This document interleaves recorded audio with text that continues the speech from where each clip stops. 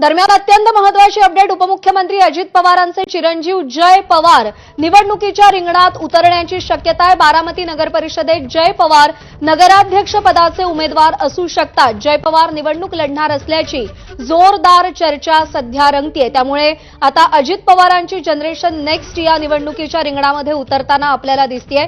अजित पवारांचे चिरंजीव जय पवार निवडणुकीच्या रिंगणात उतरणार आहेत। याआधी पार्थ पवार यांनी देखील निवडणुकीमध्ये नशीब आजमावण्याचा प्रयत्न केलेला होता आणि आता जय पवार निवडणुकीच्या रिंगणामध्ये उतरणार आहेत। बारामती नगर परिषदेमध्ये जय पवार नगराध्यक्ष पदाचे उमेदवार असू शकतात। जय पवार निवडणूक लढणार असल्याची जोरदार चर्चा आहे। बारामती नगर परिषद अत्यंत प्रतिष्ठेची। आपण आधी बोलत होतो मंदार गोंजारी यांच्याशी की शरद पवारांचं वर्चस्व बारामती नगर परिषदेमध्ये आणि त्याच नगर परिषदेमध्ये नगराध्यक्ष पदाचे उमेदवार म्हणून जय पवार निवडणूक लढणार असल्याची जोरदार चर्चा आहे। अगदी विधानसभा निवडणुकांच्या वेळी सुद्धा आपण पाहिलं की अजित पवारांच्या प्रचारामध्ये जय पवार हे प्रचंड ऍक्टिव्ह होते। फ्रंट फूटवरती येऊन ते प्रचार करताना दिसत होते आणि आता ते निवडणुकीच्या रिंगणामध्ये उतरण्याची शक्यता आहे। जयदीप भगत आपल्याला अधिक अपडेट देतील। जयदीप, जय पवार निवडणूक लढण्याची शक्यता वर्तवली जाते, काय चित्र असेल बारामती नगर परिषदेत?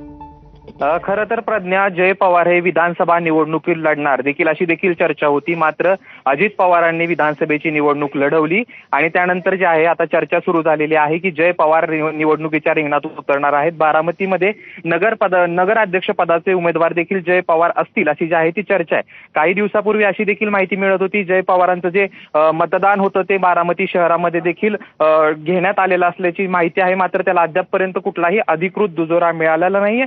मात्र आता खरं तर जय पवार हे आगामी काळाचे खरं तर बघायला गेलं तर पुढचं राजकारण जर बघितलं तर आगामी काळात जय पवार हे विधानसभा निवडणुकीचे देखील उमेदवार असू शकतात असं देखील चर्चा आहे। त्याच्यामुळे जय पवार पार्थ पवारांनंतर आता जय पवारांना जे आहे ते निवडणुकीच्या रिंगणात उतरवण्याची तयारी सुरू झाली आहे का असं देखील बोललं जाते। आगामी काळात अवघ्या काही दिवसामध्येच कळेल की नक्की जय पवार हे निवडणुकीच्या रिंगणात उतरणार का। मात्र जी बारामतीमध्ये चर्चा आहे तर सुरुवातीला तरी असंच दिसतंय की जय पवार हे निवडणुकीचे अजित पवार गटाचे नगराध्यक्ष पदाचे उमेदवार असतील असं जे आहे ते बारामतीत सांगितले जाते। तर त्याच्या विरोधात कोण असेल तर या ठिकाणी पक्ष बांधणी जी आहे ती बारामतीतली युगेंद्र पवार करतायत आणि त्याच्यामुळे आता युगेंद्र पवार नेमका कोण उमेदवार जर समाजासमोर नगराध्यक्ष पदाचा उमेदवार जर उपमुख्यमंत्री अजित पवारांचे चिरंजीव असतील तर मात्र आता युगेंद्र पवार असतील किंवा शरद पवार असतील किंवा सुप्रिया सुळे यांच्या गटाचा उमेदवार कोण असणार।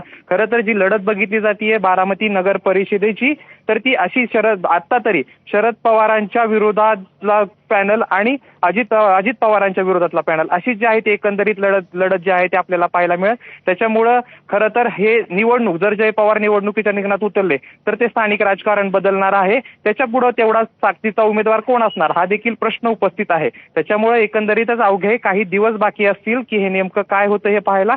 असं जरी असलं तरी अजित पवारांची पुढची पिढी म्हणजे ज्या पद्धतीने पार्थ पवार निवडणुकीच्या रिंगणामध्ये उतरले त्यानंतर आता जय पवार कशा पद्धतीनं म्हणजे त्यांचं लॉन्चिंग करतात का हे देखील पाहणं महत्त्वाचं असणार आहे। जयदीप, धन्यवाद दिलेल्या सगळ्या सविस्तर माहितीसाठी। दरम्यान आणखी एक महत्त्वाची बातमी आपण पाहूया।